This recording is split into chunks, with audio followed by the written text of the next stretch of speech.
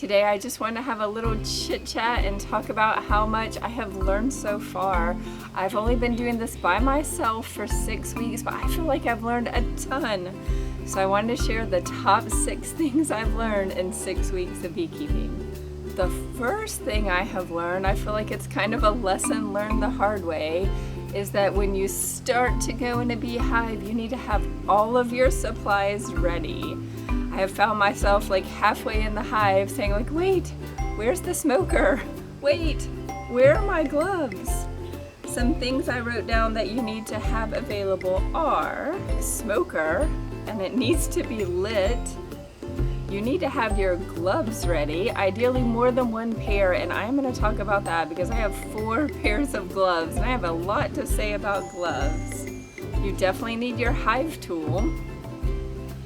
You need any type of extra that you might want. You might need extra frame, you might need extra boxes, you might need extra food. Maybe it's sugar water, maybe it's sugar, maybe it's pollen or pollen patty. Whatever you think you might need, it needs to be at your fingertips because once that hive is open, you are on the clock.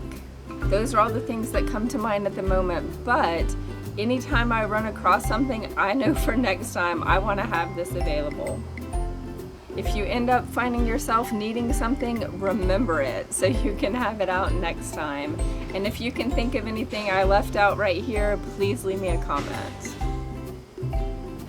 The second thing I have learned about beekeeping is gloves and other protective wear too, but oh my gosh, the gloves. I know you need some super good fitting gloves, not just any gloves, good fitting gloves, and ideally in various levels of thickness. I have found, and I think a lot of people will agree, it is a delicate balance between not getting stung and actually being able to move around in the hive the way you want to. So far I have hand-me-down gloves from my husband. I do not want those anymore because they don't fit. Like, they did the trick on day 1, but properly fitting gloves is super important. These right here are properly fitting and the most protective. I have these, which I don't even think these are beekeeping gloves, but they are a good middle ground. And I have heard that even these are better than nothing. I haven't tried it myself yet, but I totally believe it and will try it soon. If you have an opinion, let me know. And on the topic of protective gear, I really feel like gloves are maybe the biggest piece of the puzzle, but we have tried out a few different jackets and full bee suits. It's kind of the same situation, right? The more protection, the less movement. So we found these lightweight jackets to be really nice, kind of a middle ground. And then same with the veil. The thing with the veil is you have to be able to see. So I have tried a few of my husband's plus bought a few of my own, but it is like a delicate balance and probably a lot of personal choice with how much protection you want versus how much you can see and move around. So it is not cheap, but my advice is to try out a few different things and see what works best for you, because if you can get to the point where you're protected and properly moving around, I think you're in your best case scenario. Number 3, and this is the hard one. I kind of think this is the most important thing to do, which is when you're inspecting your hive, you need to move very methodically, like slow and steady, but at the same time you kind of need to get in and get out. I have certainly not managed to perfect that myself. What I can get in pretty easy, and I can still, when I look back, I see I'm really knocking things around and where I think I'm moving more smoothly. But I want to go slow and steady so as not to disturb the bees, but I don't want to stay in there too long because what I have learned is that they will start getting out of their hive, and it is very hard to put them back in. So I think kind of like the slow, steady, move quickly but not too quickly, I think that's important. And I think it's, you know, an acquired over time skill, which I do not have. If anyone has any advice about that, please share it. Number 4, I don't know how realistic this is, but I think you should take video of your hive inspection.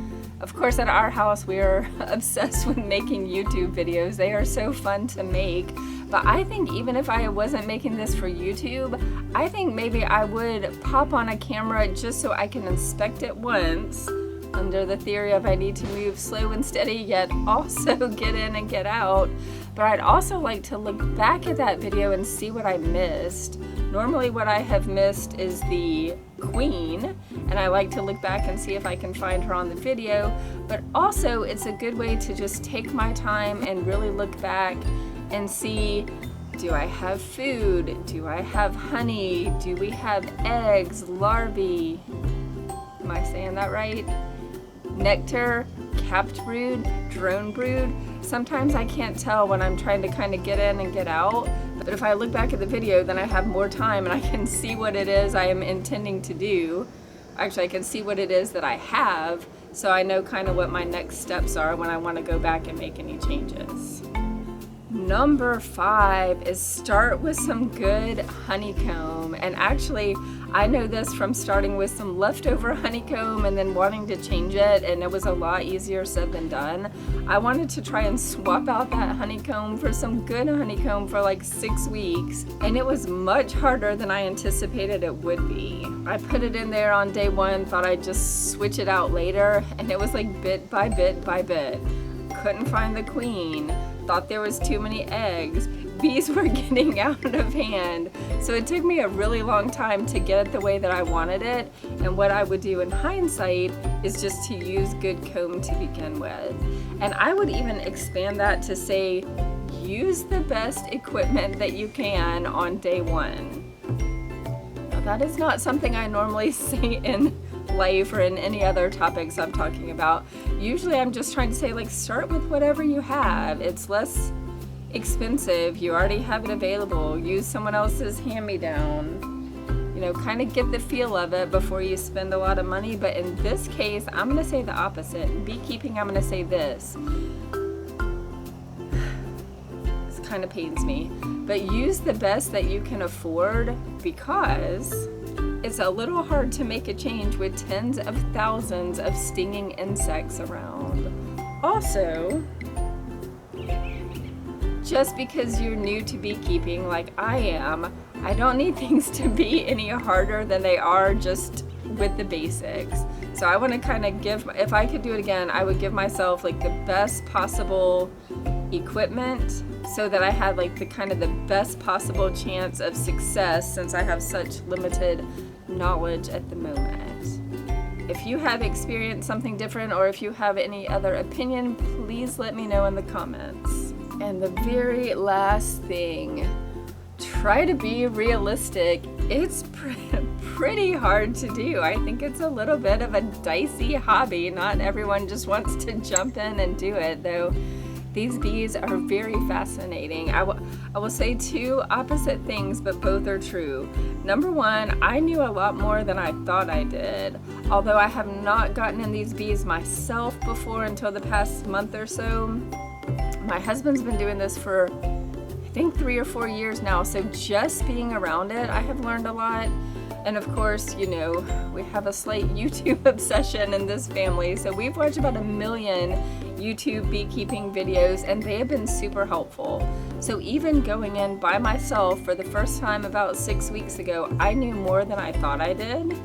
And at the same time, I didn't know what I didn't know. I didn't know that, well, one thing, I didn't think I would need gloves, and I did. I thought that if I just went through it slowly but surely, it wouldn't get kind of out of control, but sometimes it did. And somehow I thought I probably wouldn't get stung unless there was like a special circumstance. But just on a regular Saturday running through one of my husband's hives, I got stung on the shoulder, and it hurt more than I thought it would. So what I'm saying is, like, just be open-minded to unexpected events, you know. Enjoy the journey. I am sure glad I gave it a try, and I hope you do too. And the very last thing I want to say is thanks for watching my videos and providing all the supportive comments. A lot of these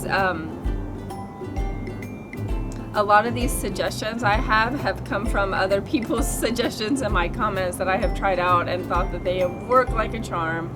So I would love to hear whatever suggestions and advice you have. If you agree with some of this, if you don't agree with some of this, I would love to hear it, because I really intend to keep going and see what we get. All right, so thanks for joining me today. I will see you next time. Bye.